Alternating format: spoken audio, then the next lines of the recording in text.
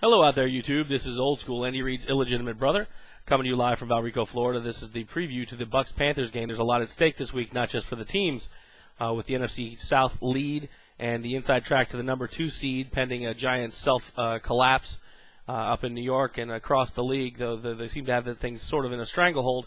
There's also a lot at stake here in the YouTube world and in whatthebuck.net land. As Big Nick from over on YouTube on the Panther side, and I have a pretty large wager going on here with regards to the outcome of the Monday Night Football game. I'm going to recap a couple of the highlights of that, and then I'm going to get into the actual preview for the game. Essentially, if the Panthers win, I have to go out there and put a YouTube up about how great the Panthers are, literally drooling all over the team. No pulling punches. I got to do it legitimately and genuinely. And then I got to rock a Carolina Panthers lid for the next 2 videos that I do. Big Nick obviously would have to do the same thing in the event that my Buccaneers pull through, which is clearly what all the Bucs fans are hoping, and what we hope transpires. So that's the bet, that's the wager. It's on. I know the Panthers fans have been out in full effect. They came over actually for the Thursday night show at whatthebuck.net. It's a lot of fun over in the chat room. We're going to be doing a live show Monday night pregame, 7 to 8 at whatthebuck.net. Before the actual game, we'll probably chime in around halftime and then again post-game, depending on how things go and how crazy the place is. Houston's over in Largo, Florida. But that's that. The game is, it's a slugfest. The NFC South contests always come into these sort of things. These teams don't really like each other that much. I think that the hatred has sort of dissipated a little bit. It's now a very healthy respect. But when they start lining it up and cracking heads, it's going to get violent. It's a game of collisions, and I think you're going to see a lot of them. Both teams pride themselves on their defense, and both teams pride themselves on their ability to run the ball. Carolina comes into the game with 2 phenomenal running backs.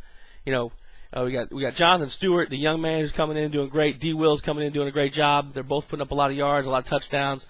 That offensive line's much healthier than it was the first time we met them this year. I think you had 3 starters out the last time we met, and now you're back up to full complement. So that's going to be a differential because we were really able to shut down that rushing game last time. I think we held you under 40 yards, and that was a huge difference in the game, along with the turnovers, which I know there's been a lot of noise about the turnovers and whether they were luck or whatever.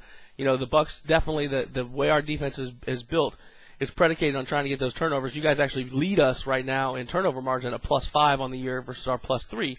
So you guys certainly know what turnovers are all about.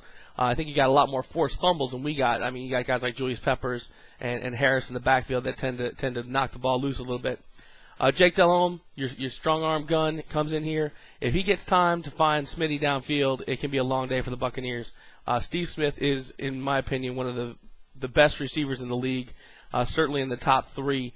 The guy is just amazing. I hate him because he's not on my team. I don't really like some of the crap he does from time to time, but you cannot take away anything from what he does on the field. I went back and watched the Falcons game and the Packers game, and this guy just would not be covered. It didn't matter what they were doing. He was the guy who was going to get the ball, and he made it happen. If you give Jake long enough to get to him, he's going to hurt you. We cannot allow that to be the case. The last time we played, he put up 112 yards, but he didn't hurt us, and that's okay. I don't care if he gets plenty of stats.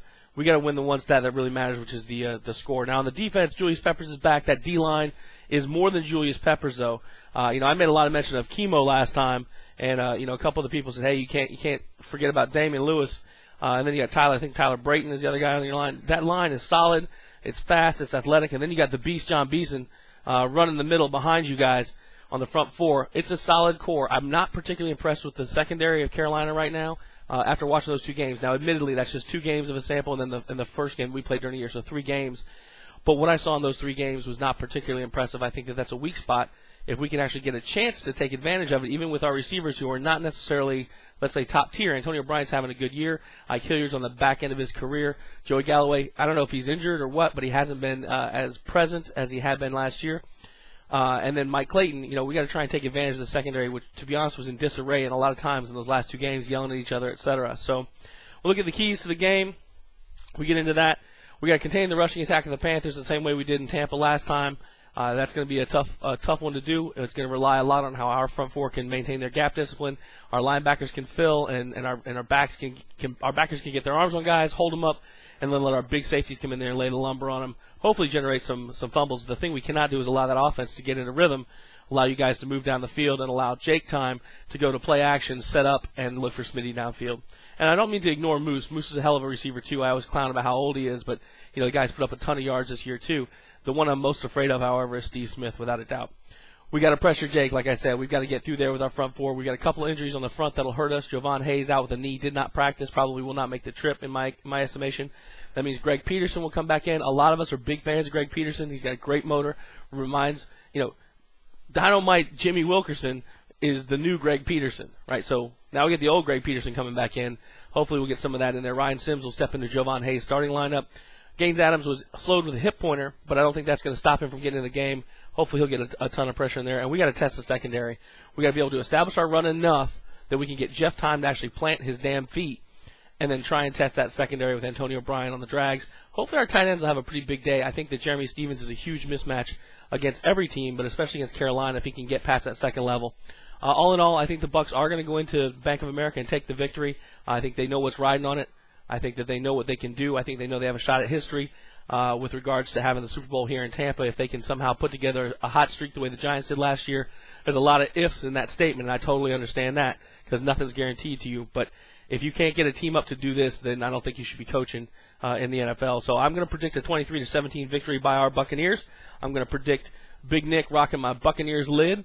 And I'm going to predict a really good video from my boy over there on Big Nick's YouTube channel. I think Jeff Garcia is going to come up big. He usually does against the Panthers. And I think Jermaine Phillips in our secondary is going to be the guy the Carolina Panthers are going to hate thinking about because he's going to be laying some wood on those receivers and when he comes up to fill in the run.